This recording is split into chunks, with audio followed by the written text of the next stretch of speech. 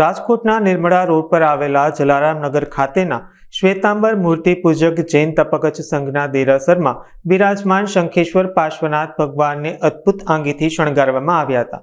ભગવાનને રેશમ, બાદલા અને ટીકાનો ઉપયોગ કરીને તૈયાર કરેલી આંગી કરવામાં આવી હતી. આ આંગીની કલાત્મકતા અને સુંદરતા એટલી મનમોહક હતી, દર્શન કરવા આવેલા ભાવિકો મંત્રમુગ્ધ થઈ ગયા હતા. ભગવાનના દિવ્ય સ્વરૂપના દર્શન કરીને તેઓએ ધન્યતા અનુભવી હતી.